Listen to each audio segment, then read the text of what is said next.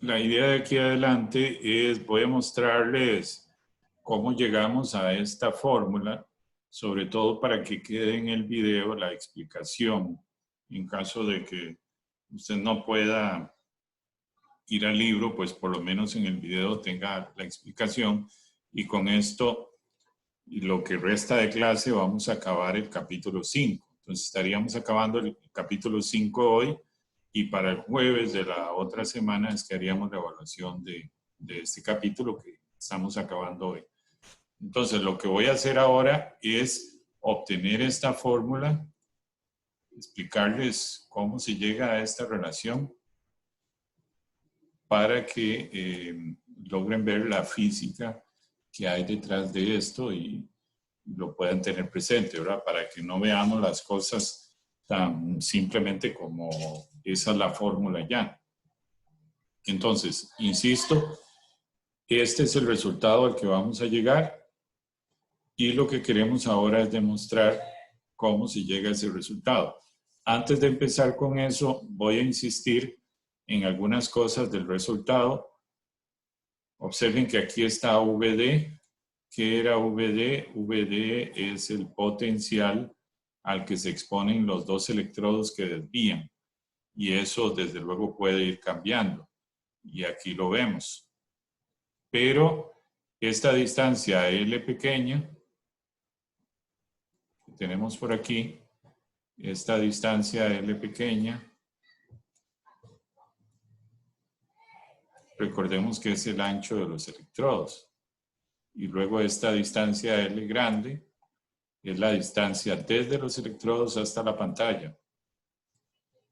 Todo esto son constantes, entonces son valores que uno conoce. De nuevo aquí aparece L pequeña, que es constante, D, que es la separación entre los electrodos, esta distancia de aquí, y VA, que es el potencial de aceleración, potencial al que está el ánodo. Entonces, también es un valor constante. Por tanto, L pequeña, L grande, D, son parámetros geométricos. Es decir, esta constante de aquí depende de parámetros geométricos, como estas distancias. Y también depende de la energía de aceleración del haz, que es VA, que es el potencial del ánodo. Ese es el que va a dar esa energía cinética con la que el electrón entra a este campo eléctrico que lo desvía. Entonces, lo que vamos a hacer ahora es ver cómo llegamos a ese resultado. Muy bien. En primer lugar, el campo eléctrico que tengo aquí va a depender de la separación entre los electrodos. Observan que es esta D pequeña y va a depender del potencial que se le esté aplicando, es VD. Recordarán ustedes de física general de electromagnetismo que entonces ese campo eléctrico es el potencial o el voltaje entre la distancia de separación de los electrodos y eso está dado en voltios por metro.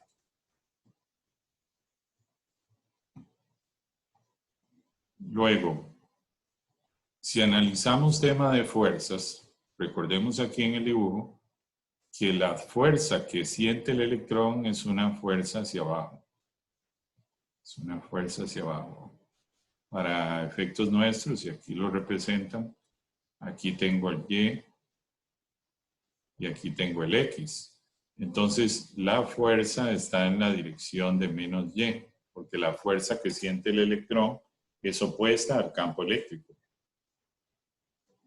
Entonces, si lo vemos desde el punto de vista de fuerza, la fuerza en Y, que es esa fuerza para abajo, es masa del electrón que se está moviendo por la aceleración que tiene el electrón, que es esto que está aquí. La aceleración, pero en este caso, una aceleración en Y. Y esa masa por aceleración tiene que ser igual a carga por campo eléctrico. Pero sabemos que ese campo eléctrico es VD entre D, y entonces sustituimos y llegamos a este resultado. Eso me lleva entonces a que la fuerza en Y es la carga elemental por el voltaje dividido entre la separación entre los electrodos. Entonces ya sé que la fuerza en Y depende de esto. Sabiendo eso, analizamos ahora X. Si vemos el dibujo, el electrón únicamente trae una velocidad en X al inicio, no trae velocidad en Y. Y él entra aquí con una velocidad en X, pero él no está sintiendo ninguna fuerza en X. Toda la fuerza que está sintiendo la está sintiendo en Y. Entonces, en X no existe y no siente ninguna fuerza. Por lo tanto, la fuerza en X es 0. Y eso nos lleva a esto que está aquí. La fuerza en X es 0. Es decir, el electrón no experimenta aceleración en X, porque la fuerza que él siente es únicamente en Y, no siente fuerza en X. ¿Qué característica tiene el movimiento del electrón en X? Velocidad constante. Velocidad constante. Él viene con una velocidad constante. Muy bien, entonces si retomamos lo anterior, ya haciendo ese análisis, habíamos dicho que la fuerza en Y depende de esta manera, porque en Y sí siente fuerza, pero en X no siente fuerza. Entonces tomo esta ecuación, que es la fuerza en Y la anoto de nuevo aquí. Observen. Simplemente la transcribí de nuevo. Pero ahora integro esta ecuación, paso a dividir esta masa, integro respecto al tiempo, entonces me queda dy dt, que no es más que la velocidad en Y, es igual a esto que está por aquí partido de la masa y queda multiplicada por el tiempo, porque yo integro este lado respecto al tiempo. Ahora, respecto a las constantes de integración, es muy importante recordar que aquí uno al integrar necesitaría la velocidad inicial, que es la constante de integración que queda ahí en la integral. Pero esa constante de integración corresponde en este caso a la velocidad inicial en Y, porque lo que estamos analizando es la coordenada Y. Entonces, si nosotros nos devolvemos al esquema, observen que al inicio, cuando el electrón entra, y está por aquí, cuando el electrón entra aquí, su velocidad inicial es toda una velocidad en X. Él no tiene velocidad inicial en Y, porque toda su velocidad con la que entra está en X. Ya luego, cuando va por aquí, tiene dos componentes de velocidad. Tiene una velocidad en X y tiene una velocidad en Y. Su velocidad total forma un ángulo zeta. Y ya ahí sí tiene velocidad en X y velocidad en Y. Pero en la condición inicial, cuando él ingresa, no tiene velocidad en Y. La velocidad en Y al inicio es 0 completamente. Entonces, sabiendo eso, nos vamos aquí y la constante de integración aquí es 0. Entonces vean que con esto ya obtengo la velocidad en Y. Ya sé que la velocidad en Y tiene esta dependencia con el tiempo. Muy bien. Si yo tomo esta relación, yo tomo esto y lo vuelvo a integrar, claramente lo que voy a obtener es Y en función del tiempo. Eso es lo que voy a obtener. Y de nuevo, requiero una constante de integración. Y entonces, cuando yo integro esto respecto a Y, lo que obtengo es esta fórmula de acá. Pero si observan, mi Y inicial en T igual 0, y aquí voy a recalcar en la diapositiva. Aquí dice y es igual a 0 en t igual a 0. Entonces aquí debería de quedar una constante de integración correspondiente a y sub 0, pero resulta que el y inicial en t igual 0 es 0, por tanto esto desaparece. Y cuando yo integro la anterior relación, lo que llego a obtener es esto de aquí. Entonces ya tengo y en función del tiempo. Muy bien. Entonces, sabiendo eso, continuamos. De nuevo, ahora me voy en X. Tengo X, que dijimos que la fuerza es 0. Y si yo integro esto, me va a dar dx dt igual a una constante, porque la segunda derivada es 0, entonces la primera derivada es una constante. Como es y como debe ser, porque estamos diciendo que la velocidad en X es constante. Ahora recordemos, aquí en el dibujo, en esta parte que es el potencial de aceleración, esto es el potencial en el ánodo, que es el que acelera. Nosotros aquí tenemos energía potencial eléctrica, que luego se convierte en energía cinética. Entonces, eso es energía al inicio, energía al final, ¿verdad? Aquí tengo energía al inicio, es energía potencial eléctrica, y luego energía al final es energía cinética. Cuando llega al ánodo, ya toda la energía potencial eléctrica se ha convertido en energía cinética. Y esto no es más que la conservación de la energía.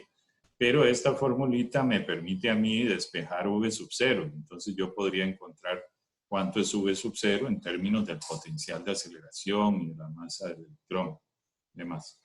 Bueno, resulta, y aquí me devuelvo al dibujo para insistir en eso, como la velocidad aquí en línea recta es constante, eso es un movimiento rectilíneo uniforme.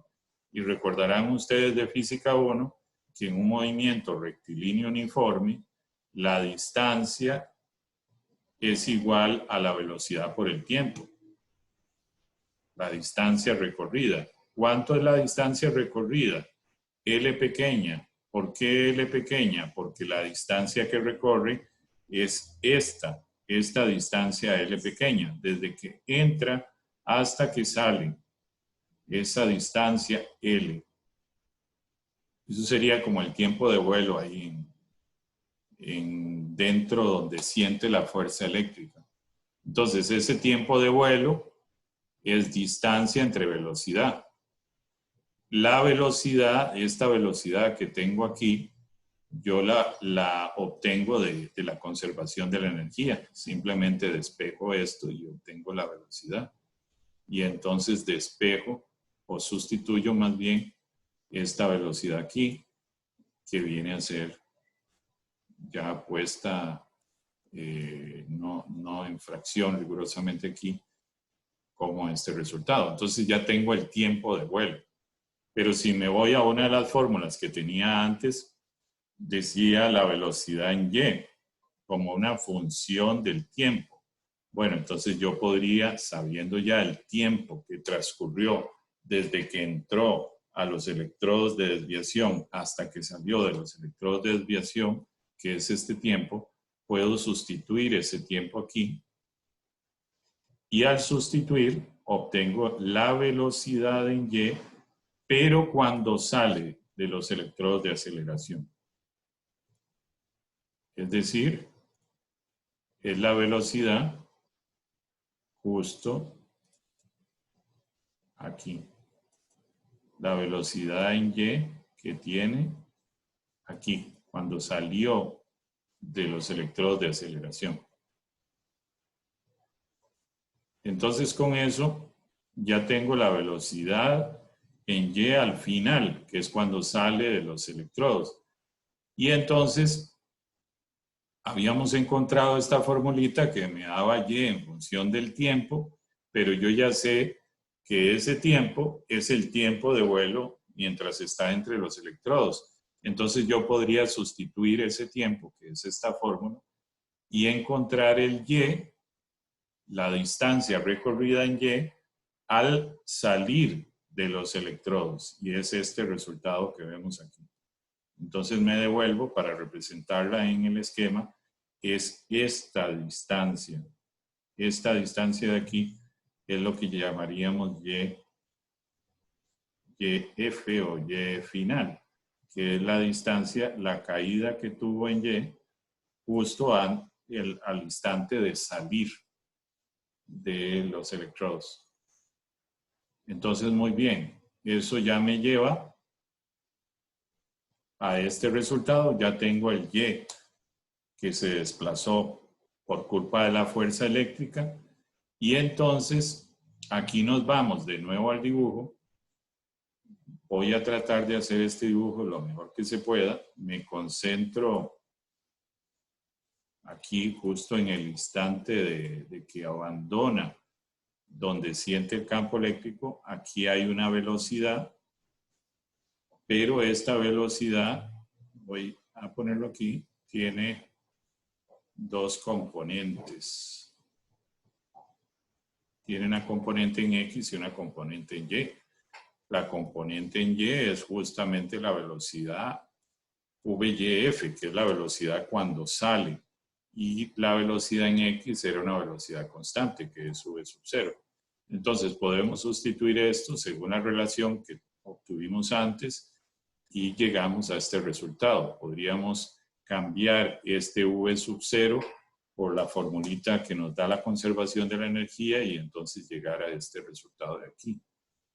Y recuerdan ustedes que este ángulo que está aquí es el ángulo zeta, tal cual, ¿no? Entonces yo puedo decir que tangente de zeta, que es este ángulo que está aquí, no es más que el cociente de los dos catetos que se forman en un triángulo, donde un cateto representa la velocidad en Y final y la otra la velocidad inicial. Entonces con eso llego a obtener una expresión para la tangente de zeta. Ya yo sé en términos de qué puedo poner la tangente de zeta. Y entonces nos recordamos lo que mencioné, y voy a aprovechar de hacerlo aquí. Voy a poner, a ver si puedo, voy a usar mejor una línea recta. Pongo esto así. Y entonces ahora me pregunto, ¿esta distancia cuánto es? Bueno, esa distancia es justamente AD, le resto Y, es esta distancia. Luego este cateto es L. Entonces yo puedo poner que tangente de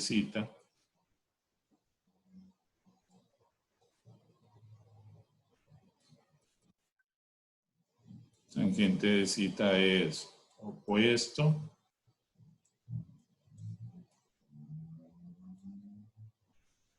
entre adyacente. Y entonces aquí puedo despejar y darme cuenta que esto me quedaría tangente de zeta es igual a D menos Y. Y entonces aquí podría despejar. Recuerden esta relación aquí. Voy a irme más adelante sin borrarla para que nos quede ahí. ¿Sí? Y puedo obtener, a partir de eso, puedo obtener justamente esto que tengo aquí. Es decir, con esto, obtengo esto. Vean que puedo despejar D y darme cuenta que D es YF que pasa al otro lado más L tangente de zeta. Y entonces, ya cuando tengo ese resultado, yo lo que necesito es sustituir YF y sustituir tangente de cita. Necesito sustituir este y este para llegar a la expresión final. Entonces devolvámonos. ¿Dónde habíamos obtenido YF? Aquí justamente dijimos que YF es esto. ¿Qué otra cosa necesitamos? Tangente de cita. Pero tangente de cita ya lo habíamos obtenido aquí. Tangente de cita es esto. Entonces, sustituyendo esos dos, aquí llegamos a que D tiene esta relación. Y si uno la acomoda, le queda exactamente esto, que es el resultado que buscamos y que analizamos. Entonces, con eso llegamos a esa ecuación para que quede en el video un poco la explicación de cómo se obtiene. Ahora, punto y aparte. Lo que vimos antes era utilizar un campo eléctrico. Ahora lo que vamos a utilizar es un campo magnético. Entonces, observen, aquí está la dirección del campo magnético. El campo magnético apunta hacia adentro de la diapositiva. La partícula se acelera aquí en el cátodo ánodo, viene con una velocidad inicial y cuando entra aquí, entra con esa velocidad inicial. Entonces, si recordamos, y aquí lo puse, si una partícula tiene una velocidad y está expuesta a un campo magnético, va a sentir una fuerza magnética. Una fuerza magnética que va a apuntar en la dirección V cruz B. En la dirección V cruz B. Entonces, si ustedes hacen con la mano derecha V cruz B, se da cuenta que la fuerza U positiva, en el supuesto V cruz B, apuntaría para arriba. Pero como la carga es negativa, porque lo que estamos analizando son electrones, entonces la fuerza que va a sentir ese electrón es para abajo. La fuerza magnética que él siente, Q, V cruz B, como el Q es negativo, sería opuesta a la dirección que me indique V cruz B, que es el rojo. Entonces la fuerza magnética que siente el electrón es para abajo. Y lo que va a sentir es esa fuerza, y esa fuerza lo que va a hacer es que se desvíe, que el electrón se desvíe en ese trayecto en el que siente campo magnético, pero siempre sintiendo la fuerza V cruz B. Y recordarán del curso 1 de plasmas que esa fuerza Q, V cruz B, lo que hace es que la partícula empiece a formar un círculo de movimiento. Claro, es un círculo con un radio R. Este radio R es el radio de ese círculo, aunque aquí apenas hace un arco, pero termina siendo un segmento de círculo con un radio R. Aquí esto equivale al radio R y esto equivale al radio R. Entonces, con eso uno puede hacer un análisis de toda la situación. Aquí, igual que antes, definimos algunas cosas. Por ejemplo, cuando la partícula ya sale de aquí, ya tenemos que asumir que no está sintiendo campo magnético. A partir de aquí en adelante, ya no está sintiendo campo magnético, por tanto se va en línea recta simplemente hasta que choca con este punto. Entonces, de nuevo, D es la distancia de choque o distancia de desvío desde la posición inicial que traía hasta la posición final en la que choca.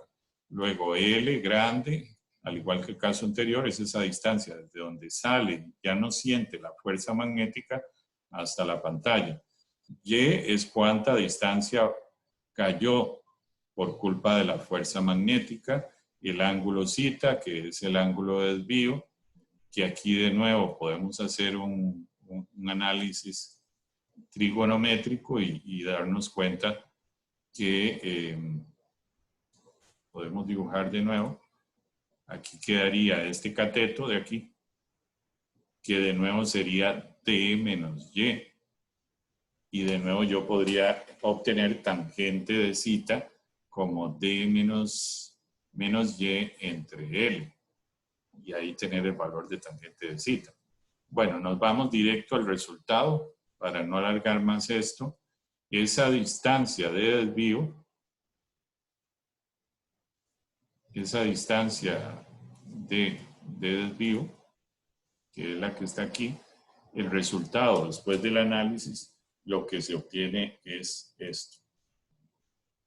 Vean que depende del campo magnético, la distancia de desvío depende del campo magnético, es decir, que si usted incrementa el campo magnético va a lograr un mayor desvío del haz, pero debido a una fuerza magnética. En este caso es una fuerza magnética. En el caso anterior era una fuerza eléctrica. Entonces aquí estamos desviando el haz por una fuerza magnética. ¿De qué cosas más depende? Bueno, de la distancia L, que es esta separación, de la L pequeña, que es la distancia en la que el electrón siente una fuerza magnética. Está representado por aquí, casi no se ve. Y luego la masa del electrón, que la conocemos, la carga elemental. Observen aquí el potencial de aceleración, que es este potencial que tenemos aquí. Entonces, todo esto que está aquí, podríamos dejarlo como una constante, con lo cual vemos que D es proporcional a B. Es decir, el desvío que yo obtengo es proporcional al campo magnético que yo le ponga. Pero resulta que para generar este campo magnético, voy a tratar de hacer un dibujo aquí. Para generar ese campo magnético, yo necesito poner aquí una bobina. Permítanme, ya sé cómo hacerlo más bonito. Necesito poner una bobina aquí. Y esa bobina, por aquí va a circular una corriente y me va a generar una componente de campo hacia adentro de la diapositiva. Y de igual manera pongo una bobina, estaría poniendo una bobina por encima de la diapositiva y otra por debajo de la diapositiva. Estaría poniendo dos bobinas para que me generen este campo hacia adentro. Pero entonces resulta que en esa bobina circula una corriente. Y lo que yo sé es que el campo que yo genere va a depender de la corriente que yo le esté pasando a esta bobina naranja. Entonces, imagínense por un momento que usted no sabe cuánto es el campo y que por tanto no sabe cuánto es la corriente. No sabe ninguno de los dos, ni el campo ni la corriente. Pero lo único que sabe usted es cuánto se desvió el haz. Es decir, usted sabe cuánto es D. Entonces, de nuevo, usted asume que conoce todo esto. Usted conoce todo esto. Conoce todas estas distancias y conoce D. Pero usted lo que no sabe es cuánto es B y por tanto no sabe cuánto es I. Pero conociendo D y conociendo todo esto que está aquí, usted podría calcular, despeja y calcula B. Y con B calcula I. Entonces, quiero decir con esto es que esto que tenemos aquí sería un instrumento para medir corriente. Sabiendo usted cuánto se desvía el haz, la distancia D, puede encontrar el campo y con el campo puede encontrar la corriente y entonces saber la magnitud de la corriente. Y esa corriente podría estar fluctuando, sí, y lo que va a hacer que fluctúe es la distancia del haz, hacia arriba y hacia abajo, hacia arriba y hacia abajo. Y entonces eso le va a indicar a usted cómo varía en amplitud la corriente. ¿Cómo varía en amplitud la corriente? Supongo que tiene una corriente sinusoidal, entonces estaría hacia arriba y hacia abajo, hacia arriba y hacia abajo. Y ahí usted puede calcular la amplitud. Supongo que esa amplitud es constante en cuanto a un máximo y un mínimo, ¿verdad? Y entonces la tiene ahí. Ahora, si usted quiere ver la variación temporal de esa corriente, entonces ahora termina agregando otras dos bobinas en las otras dos posiciones laterales Y ahora el haz no solo se le va a mover para arriba y para abajo, sino se le va a mover de un lado hacia otro. Y eso le va a dar la variación temporal de la corriente. Entonces usted en ese osciloscopio lo que va a tener es, va a poder ver cómo cambia la corriente en función del tiempo, que es lo que se quería, ¿verdad? Pero bueno, entonces esa es una aplicación justamente de esto que estamos viendo ahora, para que lo tengan presente. Bueno, al igual que el caso anterior, viene toda la deducción de cómo se obtiene esta fórmula que vemos aquí. Por un tema de tiempo la voy a omitir para poder ver los últimos detalles del capítulo. Pero en la misma presentación, ustedes van a poder ver paso a paso cómo se va obteniendo esta fórmula. Básicamente uno calcula este radio de curvatura, y esto lo recordarán del curso 1 de plasmas. Ese radio ciclotrónico electrónico tiene esta dependencia. Sustituyen este V sub 0, que lo obtienen de la conservación de la energía, y entonces obtienen R en función de B, de VA, etc. Y luego, por geometría, obtienen esta relación. Es muy simple, si se van al dibujo es fácil que vean esta relación, donde Y es la incógnita, ¿verdad? Si hacen el desarrollo de esto, obtienen esta fórmula cuadrática. Desde luego la idea es darle solución, buscar la solución a esta ecuación cuadrática, y entonces la solución de esa ecuación cuadrática es esta. Volvemos, igual que en el caso anterior, a obtener el tangente de zeta, que en este caso es L entre R menos Y. Y entonces tenemos tangente de zeta y tenemos Y. Volvemos a obtener la misma relación de antes, de la geometría del dibujo, y entonces aquí lo que hacemos es sustituimos el Y, que ya lo teníamos en la diapositiva anterior, y sustituimos el tangente de zeta. Entonces, observen, necesito el Y, aquí está, es esta expresión que está aquí. Necesito el tangente de zeta, es esta expresión que está aquí. Sustituyo ambos aquí y obtengo la expresión que me da D, que es toda esta expresión larga y bastante fea. Lo que pasa es que luego, teniendo esa expresión larga, yo puedo tomar este término que está ahí un poco incómodo, lo tomo por aparte y hago una expansión de Taylor, considerando que el L, que es la distancia en la cual se siente la fuerza eléctrica, es más pequeña que el radio curvatura. Y entonces aproximo todo esto elevado a la raíz a esto que está aquí, y con esa aproximación ya puedo simplificar la expresión y decir que D termina siendo esto que está aquí, donde es justamente lo que les mostré al inicio. O sea, el desvío de D depende de la intensidad del campo magnético. Bueno, entonces, este tema no es tan relevante, pero voy a tratar de mencionarlo, tal vez no quede del todo claro. Nosotros podemos considerar ángulos de desvío muy pequeños, ángulos zeta sumamente pequeños. Si esos ángulos son pequeños, podemos decir que sen de zeta es igual a tangente de zeta.